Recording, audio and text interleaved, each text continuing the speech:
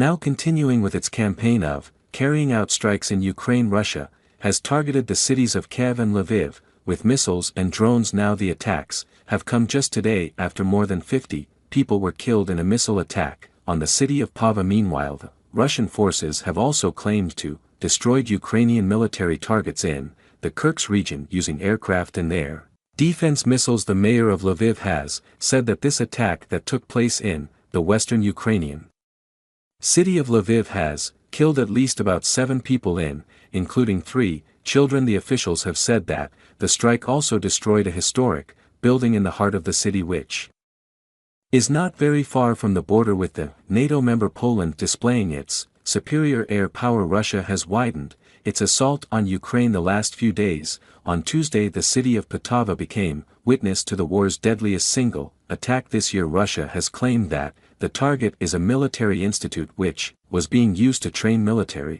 specialists from the Ukrainian army in radar and electronic warfare systems.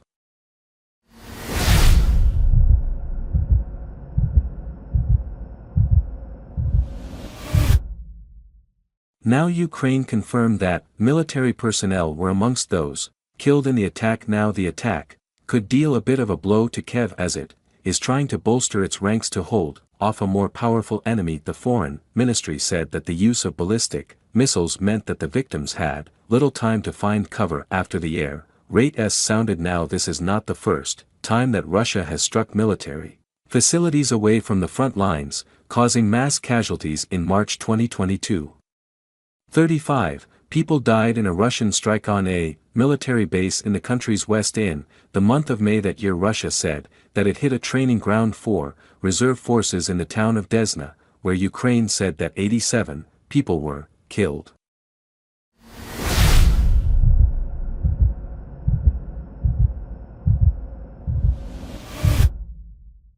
Meanwhile, Russia also seemed to be using its air power to repel the Ukrainian incursion in the Kursk region. The Russian Defense Ministry has released images parading to show its Su-34 aircraft crew destroying a concentration of Ukrainian manpower and armored vehicles. It's also released images of the Panzer S-1 air defense missile and gun system, claiming to show the destruction of an Ukrainian armed forces UAV. The past week has seen a marked intensification of Russia's missile and drone strikes, with Ukraine enduring its heaviest bombardment so far. On Monday, the ballistic and cruise missiles had targeted Kyiv, causing loud explosions.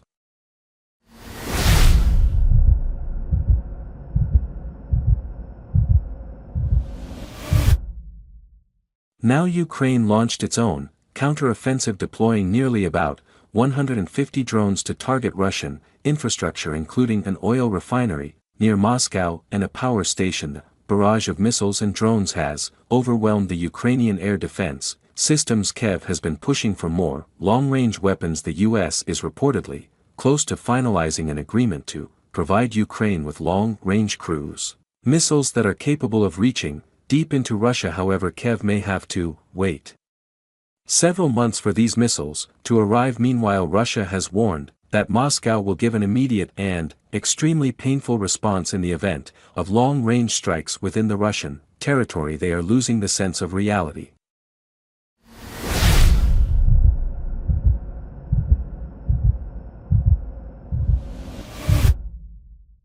They are not thinking about the risk of further dangerous escalation of the conflict, even when it comes to their own interests. It's not about Ukraine or Ukrainian citizens anymore. They've long forgotten about them. They're not thinking about themselves. We would like to warn such irresponsible politicians in EU countries and behind the ocean. If such aggressive steps are taken by the Kyiv regime, Russia's response will be immediate. I think many of that you have already been observing in the last days, and it will be extremely painful.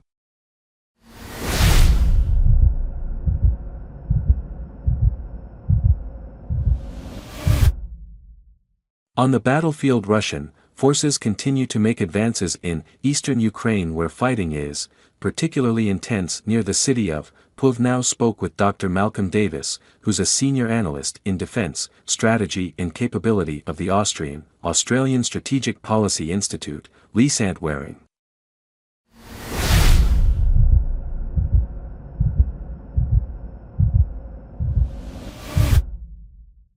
Look, I think you are seeing, the Russians making steady advances in the east around Donetsk towards Poltava and Kyiv, and I think what's happening is, the Ukrainians are demand they're running low on ammunition and so they're having to withdraw in order to preserve their forces, and that's basically ceding ground the Russians are filling that ground and basically making advances at the same time. You've got these very effective air and missile strikes that are occurring, the Russians not needing to actually fly their aircraft inside Ukrainian airspace. They can launch these glide bombs and these cruise missiles from outside Ukrainian airspace whilst they're in Russia, and so they can strike at targets with impunity across Ukraine. Ukraine only has limited air defense missile capabilities provided by the West, so Ukraine is in a bad situation at the moment.